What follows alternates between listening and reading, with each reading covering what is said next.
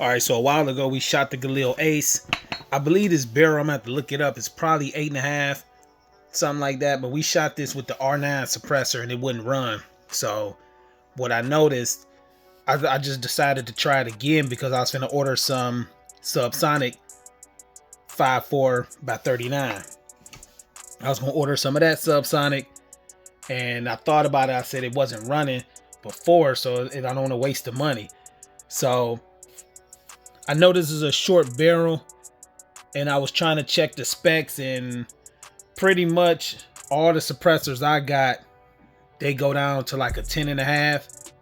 I have tried the T2 on a 8.5, not the 7.5, but the 8.5. And you know, 8.5, 7.5, they get loud. This Galil Ace is definitely loud, with or without a break. This thing is crazy loud.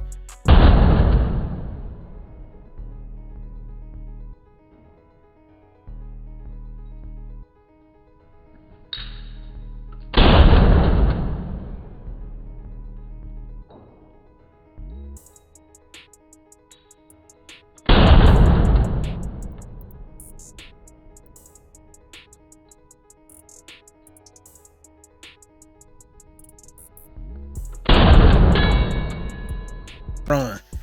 I thought it was a magazine because we was testing out new mags too, but it was definitely the suppressor. I'm gonna try to add clips from another video.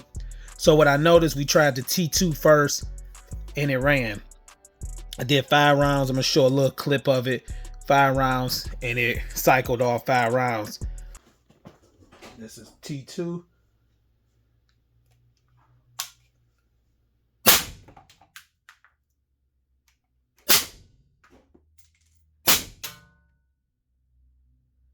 All right, it's working with T2.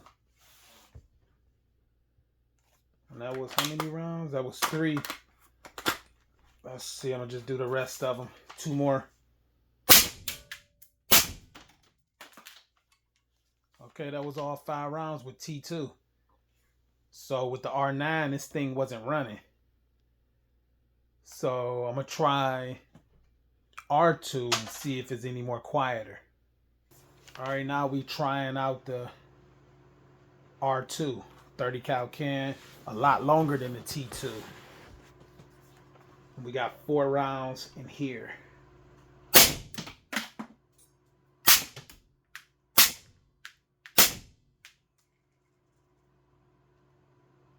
Okay, ran off 4 rounds. As far as sound, those is supers. Kind of sound the same to me. I don't know.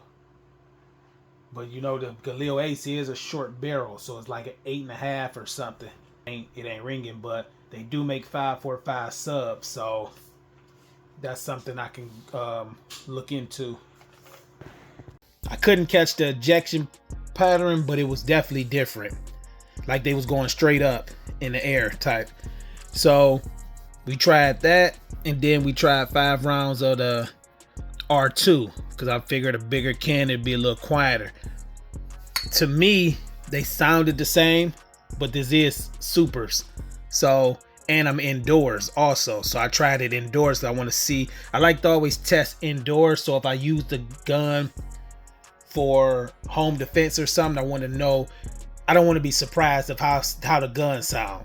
So I always test my stuff indoors. I know everybody won't be able to do that, but I have ballistic panels and I got a room set up for that. So I like to test that stuff out so I know what I'm dealing with and know what to expect. Because before I used to have my 7.5 with that big muzzle brake on there, and that's definitely not a good idea. Like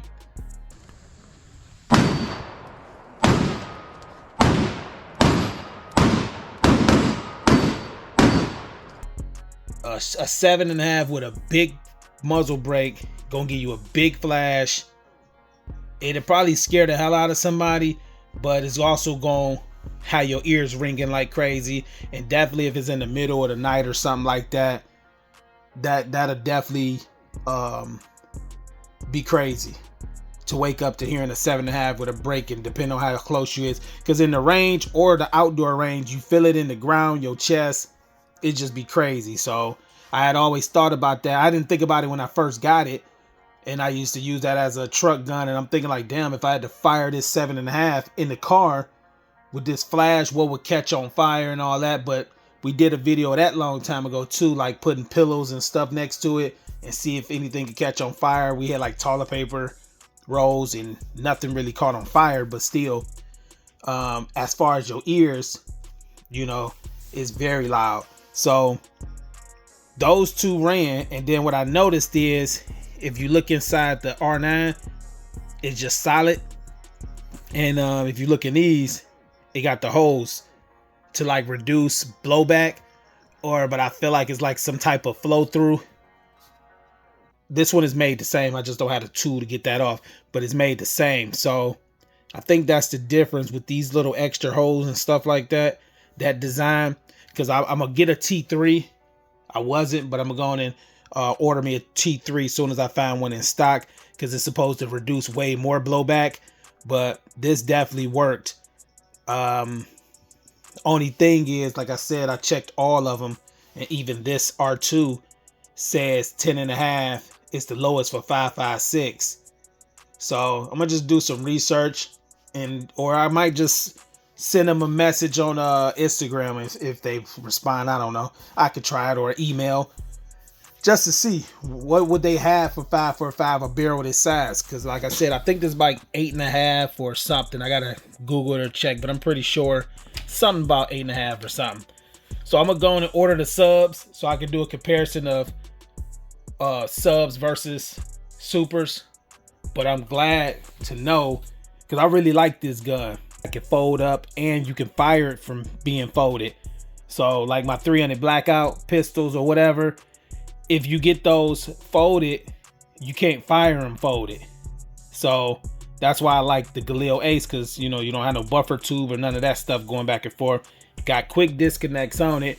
So I still wanted the option if I did want to suppress it, you know, because I'm about to get ready to order all my quick disconnects so I can, you know, go whatever I'm gonna use suppressing. I wanted this to be one of them.